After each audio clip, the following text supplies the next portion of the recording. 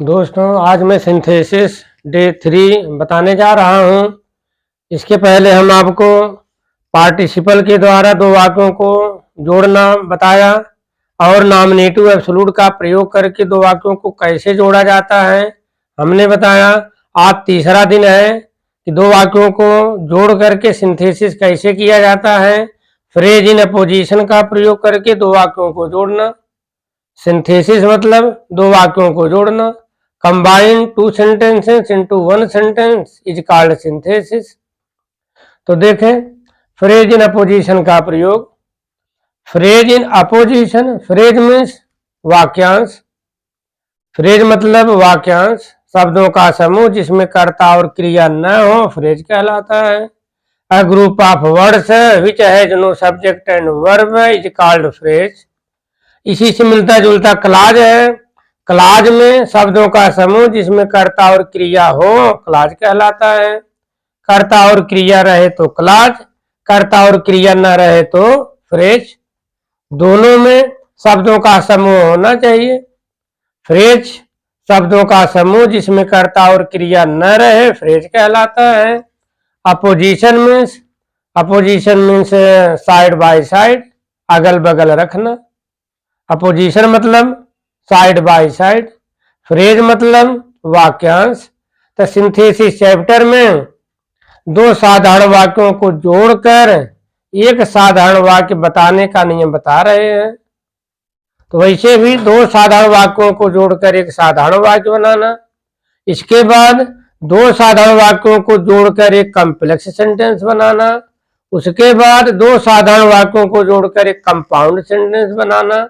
ये नियम है। हम पहले नियम की बात कर रहे हैं, combine two simple sentences into one simple sentence. I am telling the rules about simple sentences. पहला नियम था पार्टिसिपल का प्रयोग करके दो वाक्यों को जोड़ना। दूसरा नियम था नॉमिनेटिव एब्सोल्यूट का प्रयोग करके दो वाक्यों को जोड़ना। आज है फ्रेज इन अपोजिशन का प्रयोग करके दो वाक्यों को जोड़ना।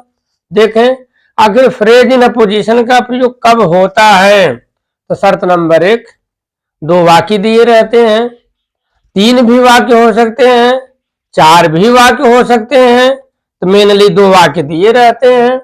दूसरा, किसी वाक्य का नाउन दूसरे वाक्य के नाउन की विशेषता बताता है। किसी वाक्य का नाउन दूसरे वाक्य के नाउन की विशेषता बताता है।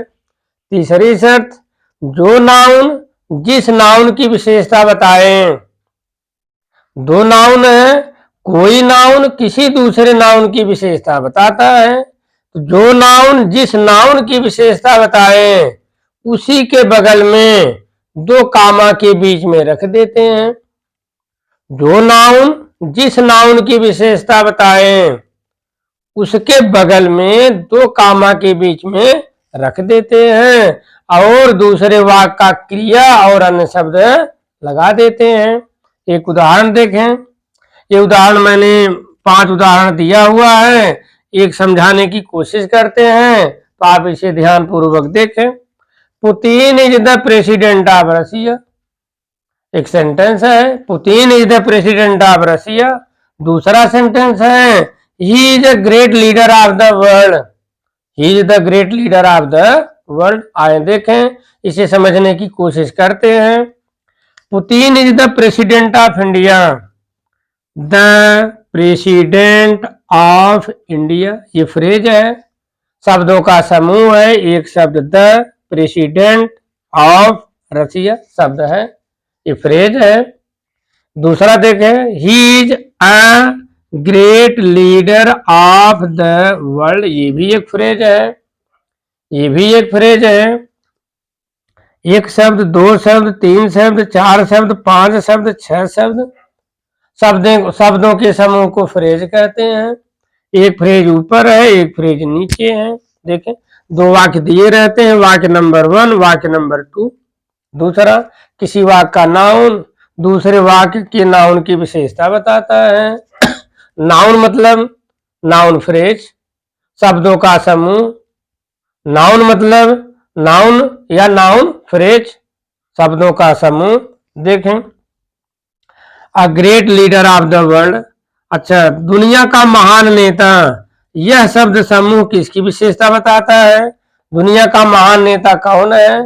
ये पुतिन है।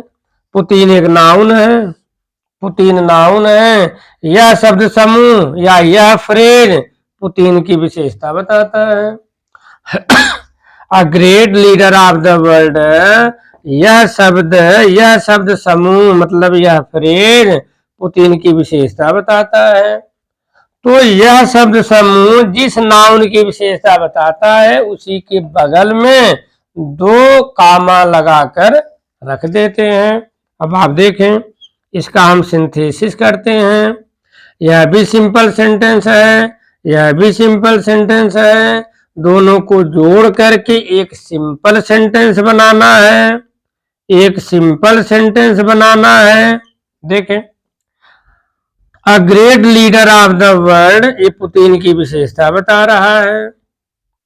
तो जोड़ें, इसको हम सिंथेसिस करें। Putin comma a great leader of the world लिख दें। A great leader of the world, a great leader of the world, एक कामा इधर एक कामा इधर, दो कामा के बीच में रख दिए।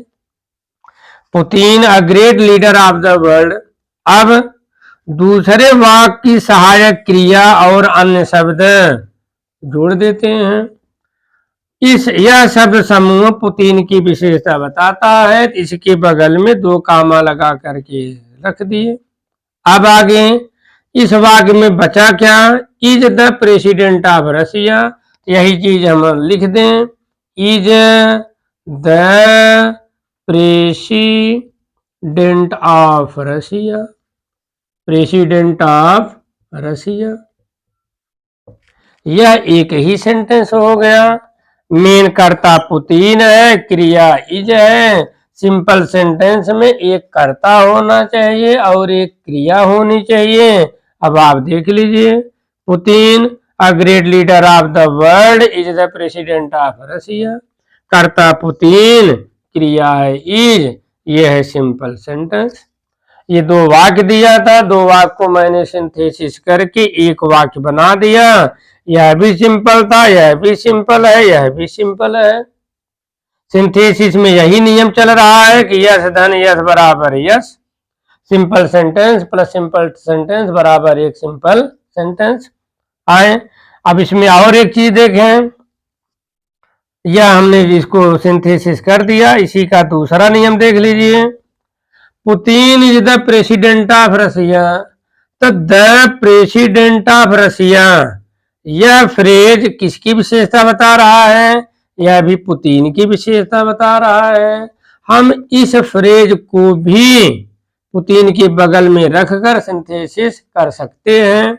देखें, फिर लिख दें हम Putin comma the president of Russia, the president of Russia, the president of Russia.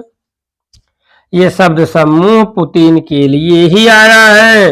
Russia का प्रेसिडेंट कौन है? पुतिन है। यह फ्रेज पुतिन की विशेषता बता रहा है। यह शब्द समूह भी पुतिन की विशेषता बता रहा है। जो भी शब्द समूह नाउन की विशेषता बताए, उस शब्द समूह को नाउन के बगल में दो कामा के बीच में रख देते हैं। एक बात और गौर करें, दो कामा के पहले सहायक क्रिया नहीं आनी चाहिए, सहायक क्रिया नहीं आना चाहिए। सिंपल सेंटेंस में एक ही सहायक क्रिया आनी चाहिए। ठीक, Putin the president of India, comma close. अब दूसरा वाक्य जो है, अब सहायक क्रिया से लेकर के आगे लिख दीजिए। Is a great leader of the world, is a great leader of the world, great leader of the world. यह भी सिंथेसिस हो गया। Putin the president of Russia is a great leader of the world. यह भी simple sentence है। इसमें भी एक ही कर्ता है और एक ही क्रिया है। पुतीन करता है, इज क्रिया है। कहने का मतलब अगर शब्द समूह नाउन की विशेषता बता रहा है तो दोनों तरफ से यह सिंथेसिस किया जा सकता है। अब आप इसको आप ट्राई करें, आजमाएं, देखें। Rana Pratap was a brave warrior, he was the king of Mewar. आप देखें, king, he was the king of Mewar, the king of Mewar, यह एक फ्रेज है, यह एक फ्रेज है, शब्द समूह है। मेवाड़ का राजा, वह मेवाड़ के राजा थे। राणा प्रताप एक बहादुर सेना योद्धा थे, वह मेवाड़ के राजा थे। मेवाड़ के राजा कौन थे? राणा प्रताप थे। तो यह शब्द समूह राणा प्रताप की विशेषता बता रहा है। इस शब्द समूह को राणा प्रताप के बाद दो कामा के बीच में लिख दीजिए, उसके बाद इसकी सहायक क्रिया से अन्य शब्द पूरा आगे लिख दीजिए। इसका हो जाएगा राणा प्रताप कामा द किंग ऑफ मेवाड़, फिर कामा, अब was a brave warrior, was a brave warrior. आप दूसरे ढंग से भी कर सकते हैं, अ ब्रेव वॉरियर, यह भी एक फ्रेज है, यह भी शब्द समूह है, यह भी राणा प्रताप की विशेषता बता रहा है। आप इसे ऐसा भी बना सकते हैं, Rana Pratap comma a brave warrior comma close was the king of Mewar.